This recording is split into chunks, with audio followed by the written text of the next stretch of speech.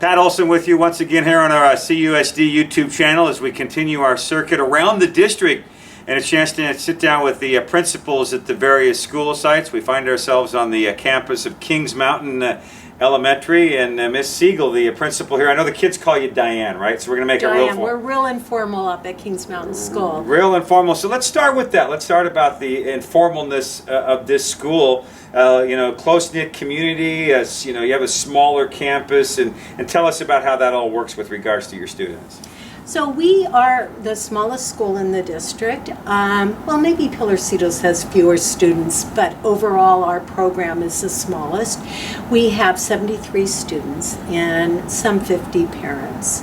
It is multi-age classrooms. Each classroom is a K1. We have our 2-3 and our 4-5. And we are very tight-knit because we really depend on each other. Everyone has multiple hats here, and that informality and the closeness in which we work, we all go pretty much by our first names. Give us a sense of how your school year has started. We're 3-4 weeks into it now. I know you've had your back-to-school night, but there's all that energy at the start of the school year, isn't there? Yes, and this year especially so, we had some change in staffing, and Kings Mountain School had 3 veteran classroom teachers who had all been up here for 15 plus years. So this year we have a new 2-3 classroom teacher from Southern California. Her name is Elizabeth Weatherly. The kids are calling her Elizabeth. And so we are starting afresh, and there's a lot more energy with that newness that comes. And I always say that when there's a new teacher, a new student, everyone gets to be new because you're an unknown. So with that has brought in a lot of energy. We have a lot of new families up here too. We, aside from our 13 brand new kindergartners, we have 11 new students, which seems like a small amount, but for this little school, it makes a big difference. So those 11 new students comprise about, I would say, 8 new families up here, in addition to the 13 kindergartners. You mentioned earlier, the student body size. There's just 3 teachers on this campus. Give us the sense of community, because I've always had a sense that, at Kings Mountain, the parents and the community is very, very involved here. We are a very tight-knit community, and one of the reasons is that the Kings Mountain community itself on the mountain, we make up coastal parents, which are about 60 to 65% of our parents, and then we have the mountain community, which is anywhere from 35 to 40%. The mountain community is very small and tight-knit group, and they open their arms to our coastal parents. The mountain community supports the school with the Kings Mountain Art Fair, and our coastal community are parents who have chosen to come up to Kings Mountain School, a 20 to 30 minute drive, because most of them are opting for a smaller environment for their children. And that's what makes us different, our smallness. Our curriculum is very similar to the other elementary sites and our programs. But it's our size that makes us unique, and that size and the choice of parents to drive up here, we have parents that have already kind of chosen to become actively involved in their children by just making the trek up the mountain. You mentioned the trek up the mountain. It's a little ways from the district office. So what is the relationship like between Kings Mountain and the district office, given that you're a little more distanced from that location than the other sites in the district?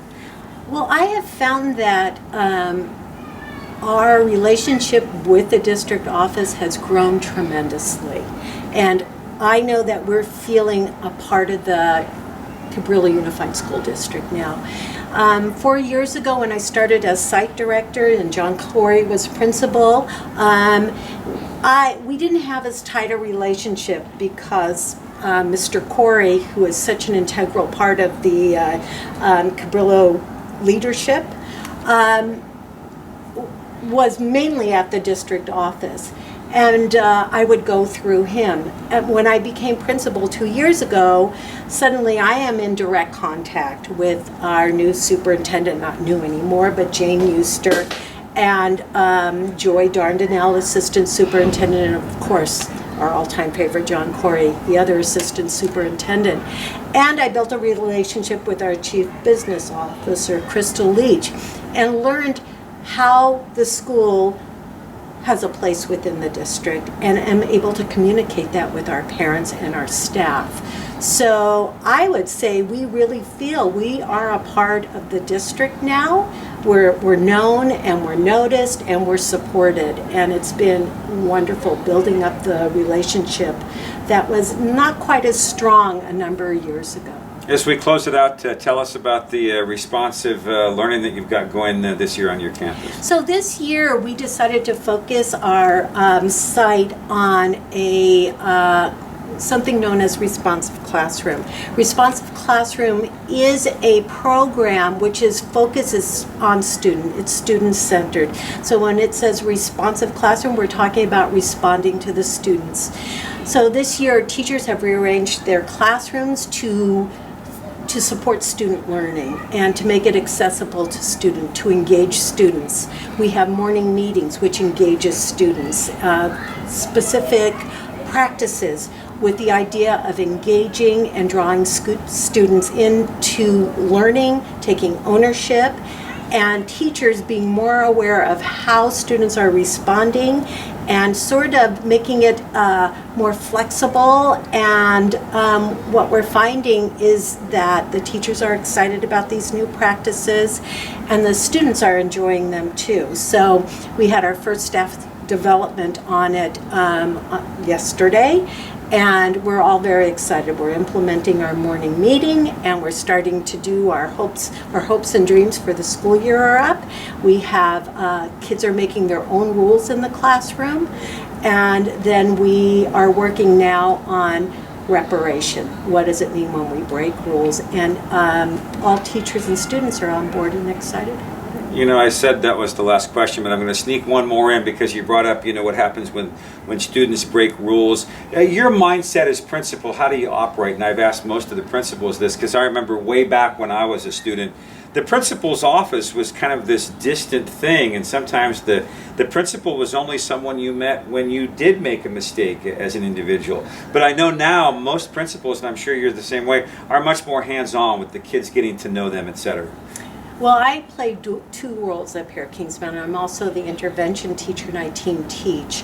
And with Responsive Classroom and with PBIS and all our behavior management systems, the idea is that students create the rules, and the rules are created to be a safe, friendly, supportive environment. And they understand that these rules or principles that they've chosen to follow are helping them reach their goals or hopes and dreams.